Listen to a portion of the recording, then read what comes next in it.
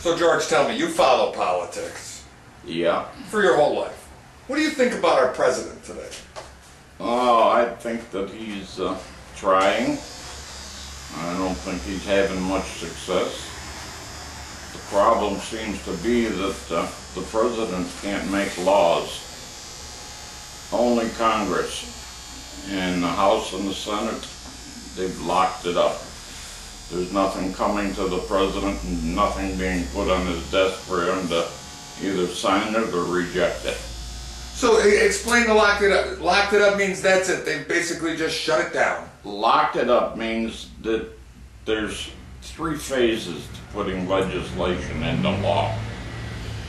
The House sets the rules, they send them to the Senate writes their own rules and makes their own changes, and then they send them back to the House for what they call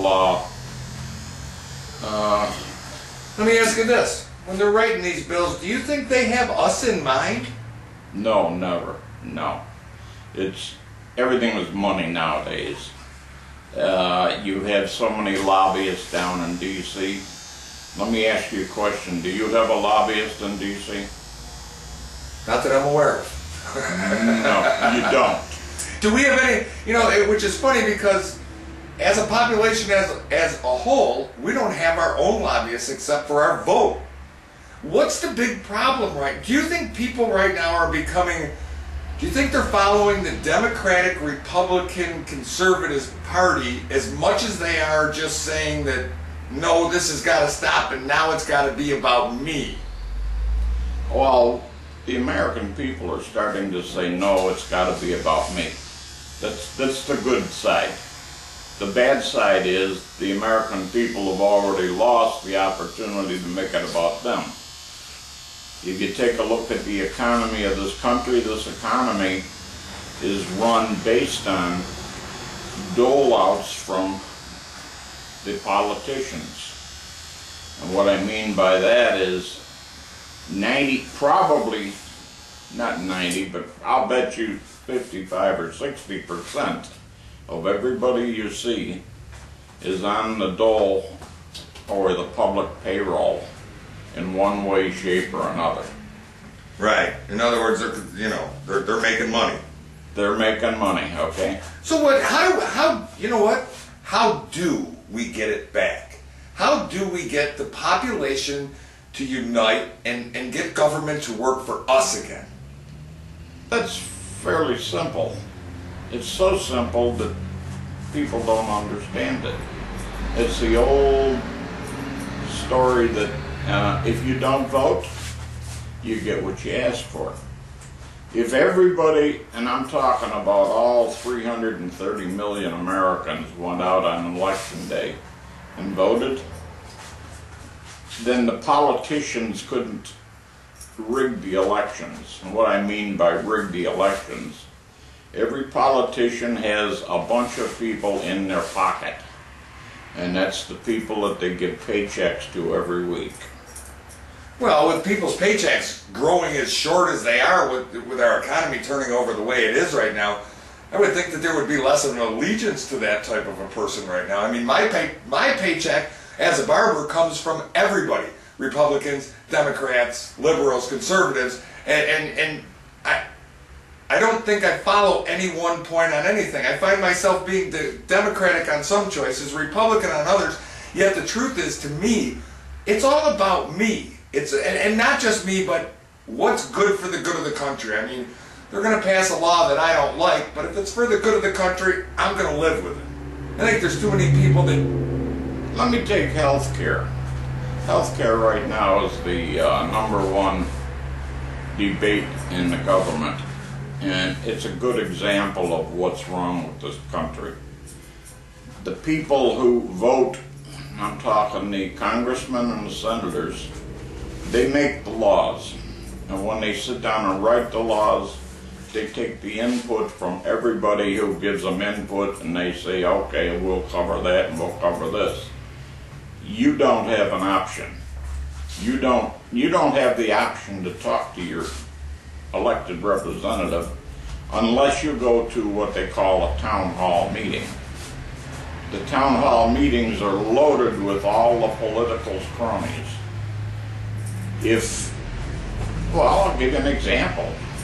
If you have a Democratic government or a Republican government locally, how many people do you think are working for the towns and the villages as appointed positions? Those people are told to go to the town hall and this is what you're going to say when you get there. You're outnumbered at the town hall meetings by the politicians' friends. Right.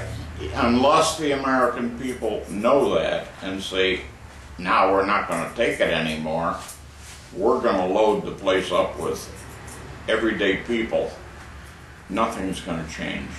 That's exactly my point. And they don't do it. The people that should go out and vote or should take an interest, they're all too busy making a living. Most of them nowadays are probably working 2 or 3 jobs to try and pay their bills. Well, sure, it's not like we got, we're spending so much time trying to make money. It's like, who's got time to go to a town hall meeting? As much as I think the population is becoming interested in politics because we feel like we're just getting screwed, I think there's got to be a different way to do this. There really has. I'm not all impressed with the way we elect our presidents by way of electoral colleges and so many, what happened to the population as a whole? Voting. Do you think a popular vote would be a good thing for our president? Do I think a popular vote would be a good thing for our president? Yes.